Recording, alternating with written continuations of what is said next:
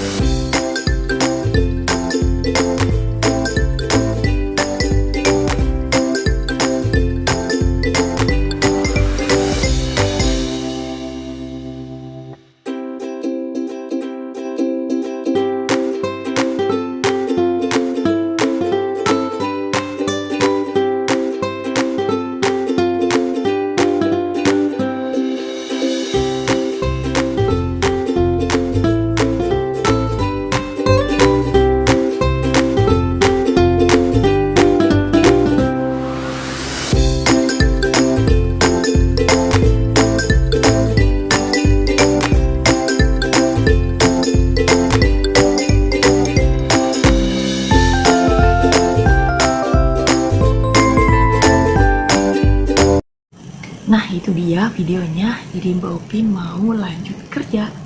Bye. Jangan di skip videonya karena masih berlanjut. Ya teman-teman, sebenarnya aku pun kecewa ya karena Taiwan masih menolak TKI untuk masuk ke Taiwan. Tapi sudah membuka warga negara asing selain TKI ya teman-teman. Jadi masih harus sabar lagi. Jadi penolakan ini bukan karena virus corona, tapi karena masalah biaya penempatan TKI teman-teman.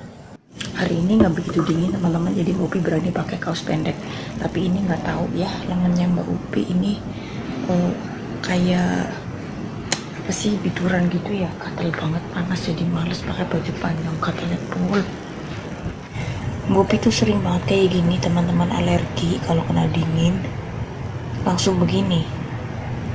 Tapi ini nggak lama, balik nanti diusap-usap aja sembuh.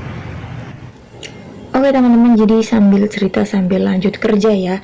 Jadi Taiwan akan mencabut pembatasan masuknya pengunjung asing mulai 1 Maret serta mengizinkan penerbangan transit melalui Bandara Internasional Taoyuan, Taiwan, kata Pusat Komando Epidemi Pusat CECC Rabu kemarin.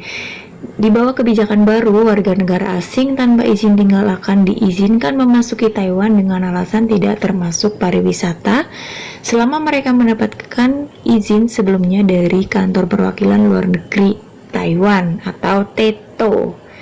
Pekerja migran Indonesia akan terus dilarang masuk bagaimanapun karena Kementerian Tenaga belum mencapai kesepakatan dengan pemerintah Indonesia tentang masalah terkait masuknya mereka, kata CECC. Sementara itu BP2MI juga mengadakan pertemuan dengan TETO namun tidak ada kesepakatan karena pihak Indonesia tetap meminta pembebasan biaya penempatan sedangkan Taiwan belum bisa memenuhinya. Jadi sampai saat ini ada ribuan calon PMI yang terganjal keberangkatannya ke Taiwan karena aturan di Taiwan yang melarang TKI masuk ke negaranya. Jadi yang sudah di Taiwan tetap kerja dengan baik ya teman-teman. Tetap patuhi aturan di negara Taiwan karena sayang sekali ya kalau misalkan kita harus pulang dan tidak bisa masuk lagi ke Taiwan. Oke, ini teman-teman, Mbak Upi mau lanjut nyapu, pokoknya lanjut bersih-bersih ya, mumpung si nenek belum bangun. Jadi kalau misalkan nenek udah bangun bakalan rempong banget teman-teman, jadi kerjaan Mbak Upi nanti bakalan terbengkalai ya. Jadi tadi bangun agak pagi sih sebenarnya. Dan setiap kali Mbak Upi bersih-bersih nyapu ngepel itu bagian kolong-kolongnya wajib dibersihkan ya teman-teman, biar nggak ada debu kalau misalkan pas kursinya digeser atau apa gitu kan, jadi nggak ada debu ya. Kalau ada debu kan nanti pas majikan geser gitu, aduh ketahuan, ini berarti si Mbak Upi nggak kerja gitu, aduh. Kalau aku dulu kalau misalkan apa ya kerjanya itu kadang sembarangan, tapi pikir-pikir lagi ya kalau misalkan aku kerjain sembarangan malah semakin dimarahin ya nggak. Dan ini kolong tempat duduknya kakek ini di sofa itu kotor banget teman-teman, jadi emang harus dari depan dan belakang harus disapu ya. Ini kolong kulkas juga aku setiap hari selalu aku sapu dan aku pel, jadi sapu dan pel-pelannya tuh masuk ke dalam teman-teman. Jadi biarpun kulkasnya nggak bisa digeser, tapi bawahnya insya Allah bersih. Kadang-kadang aku pakai vacuum cleaner teman-teman, cuma aku lagi nggak pakai dan pas kalau misalkan aku pakai itu nggak aku record ya.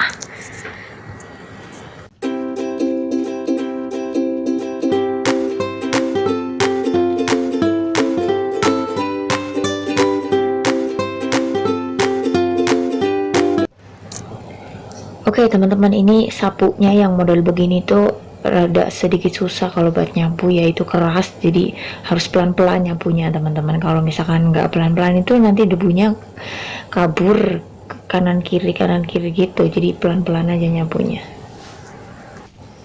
Nanya di rumah kakek aku ini tuh nggak punya yang namanya serokan teman-teman, punya tapi yang kecil, jadi aku pakainya yang kecil ya. Jadi nggak punya serokan yang besar itu loh, paling yang kecil itu nanti diserok sendiri pakai sapu yang kecil juga. Dan biasanya ini sapu kecilnya aku taruh di bawah wastafel.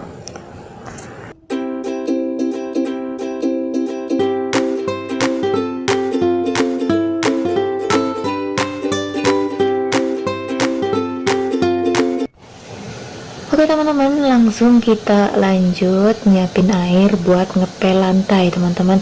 Jadi di sini nenek aku nggak punya yang namanya cairan pembersih lantai.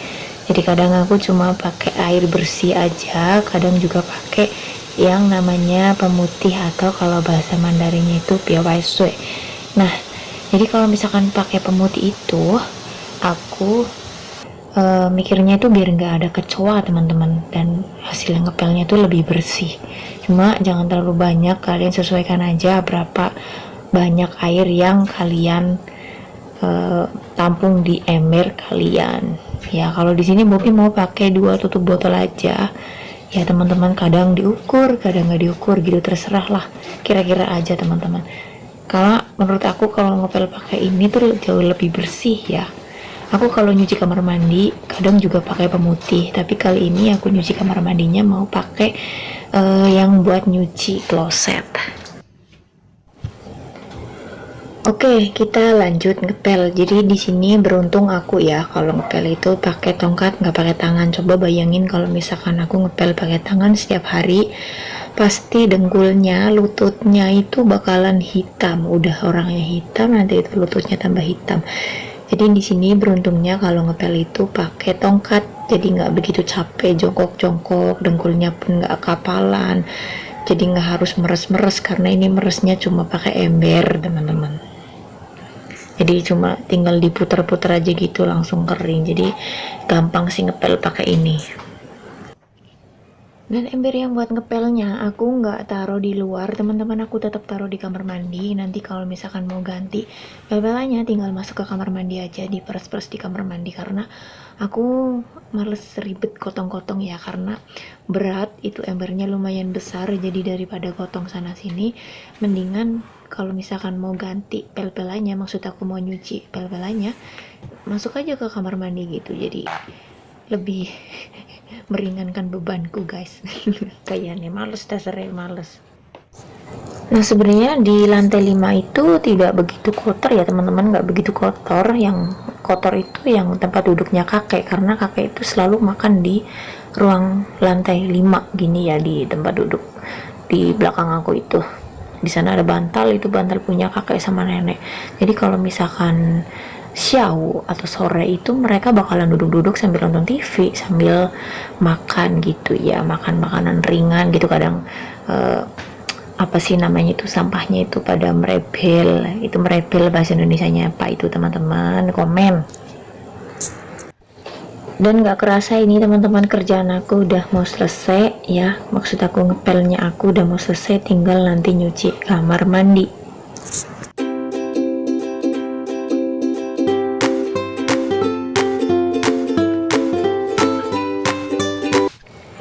Dan jangan lupa ya teman-teman, di bagian bawahnya itu keset-keset atau sofa apa itu benar-benar harus dibersihkan biar nggak banyak semut ya.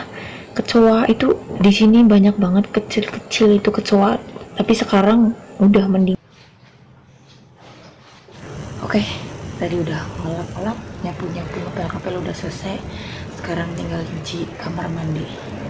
Tapi aku nggak bawa sarung tangan teman-teman, lupa, males turun lagi, jadi nanti aku pakai sikat aja, jadi aman. Ini tangan aku yang tadi udah lumayan kempes. Aku itu memang kayak gitu kalau misalkan kena angin gitu, gatal. Tapi hari ini panas teman-teman, biarpun nggak ada matahari itu panas, nggak tahu, ngelegep, hawanya ngelegep apa ya, ngelegep bahasa Indonesia itu apa sih ngelegep. Oke teman-teman, kita lanjut nyuci kamar mandi. Dan seperti biasa wastafel juga mau dicuci ya teman-teman, apalagi kalau wastafel di kamar mandi itu kan biasanya buat gosok gigi, cuci muka. Itu kalau misalkan nggak dicuci itu bakalan lengket itunya teman-teman, jadi harus dicuci bersih dan dilap kering ya, biar tidak ada bercak noda putih.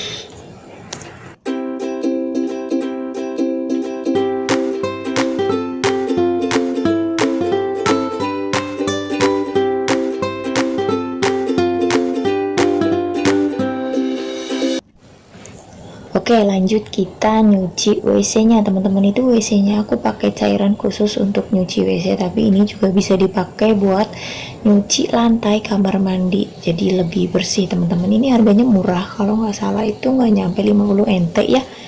Jadi tapi buat nyuci itu bersih banget. Yang tadinya kotor itu jadi kinclong, tapi emang kamar mandinya kakek aku tuh nggak begitu kotor ya, karena setiap hari aku cuci, jadi nggak usah banyak-banyak pakainya. Dan ini karena aku nggak pakai sarung tangan, jadi aku mau pakai sikat yang panjang gitu ya, mau sikat-sikat lantainya.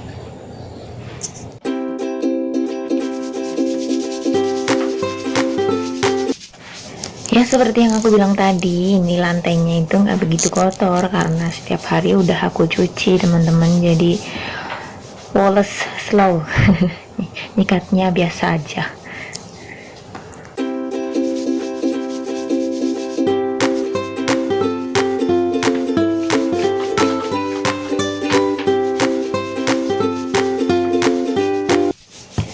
Jadi teman-teman ya, kerja di rumah ini tuh selain hatinya harus kuat, harus kebal, juga harus kuat tenaganya, karena di rumah ini tuh bisa dibilang kerjanya banyak ya, karena harus jaga lansia, harus masak, harus bersih-bersih rumah, harus semuanya pokoknya.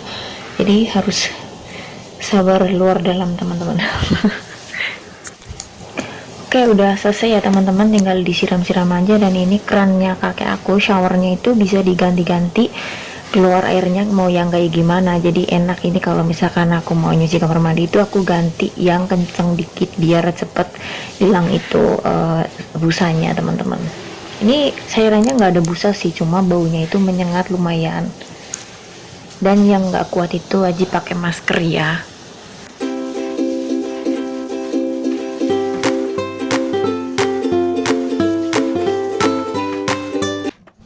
Dan kebiasaan orang Taiwan itu kalau misalkan habis mandi atau habis nyuci kamar mandi itu wajib dilap kering ya, karena aku juga jaga lansia ya, kalau misalkan kakek sama nenek aku mau ke kamar mandi nggak basah gitu kan, jadi setiap kali habis mandi atau habis cuci kamar mandi pasti aku lap kering teman-teman.